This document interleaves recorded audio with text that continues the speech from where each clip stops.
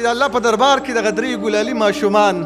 د ستا بچي ستا نه پیدا ستا د زړه ټوکړې دا راشي او په دې ګریوان کې نیولې راکاږي دي او درته وایي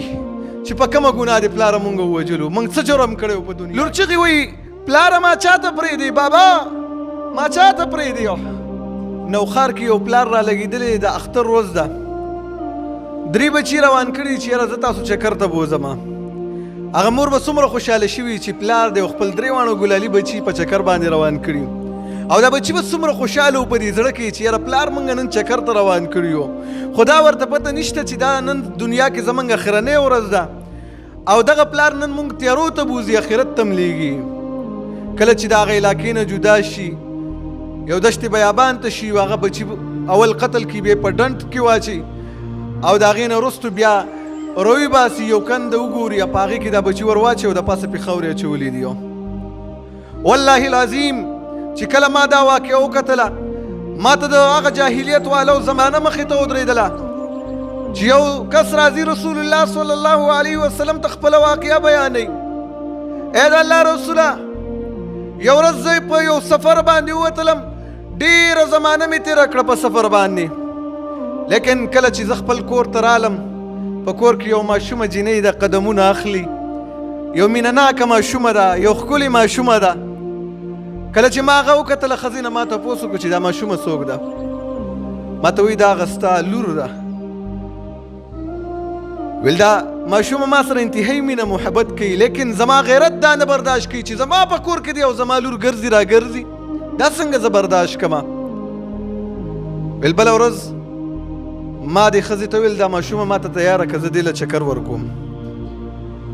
مور ورته بچی تیاره کړي راووتل ځان سره لور هم راوویستله ځان سره سامان هم راواخیستلو یو دشت بیابان ته لاړلو او یو کنده یې وکنستله کنده چې کله کنستله خاوره پرې راشي په دې باندې پرېوځي هغه لور راشي هغه پلار نه خاوره لرې کوي لرې کړي بابا بس دې ګنده شولې یو پلار خولې شي لور ولا راشي بابا بس خولې شولې خولې در باندې راماتې دي خو دا ورته پته نشته لور ته چې دغه خاورې کنستلې کېږي او پلار باندې مې خولې راماتې دي دا صرف زما د آخرت د وجې نه چې ما ته اوس قبر تیاروي کله چې قبر تیار شي لور راونیسم هغې کې واچوم خاوره پې د پاسه ورړومه لور چغې وایي پلاره ما چاته پرېږدې بابا ما چاته پرېږدې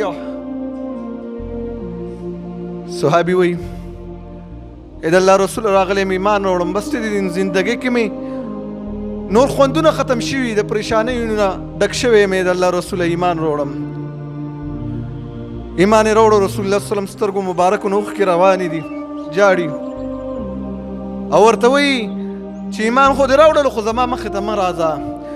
ځکه چې ته کله ما ته مخې ته راشي ما ته به هغه ماشومه مخې ته ودرېږي ستا وړه لور چې تا په خپلو لاسونو باندې خښه کړې ده په ځمکه کې هغه ماشومه به ما ته مخې ته ودرېږي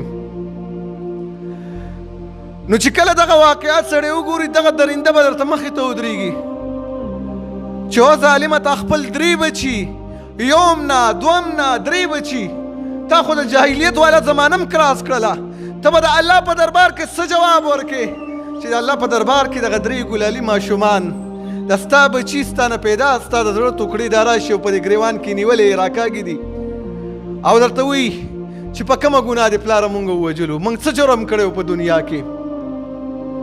او والله العظیم تا خو درندګان هم وروستو پرېښودل ولې یو درنده یو سپی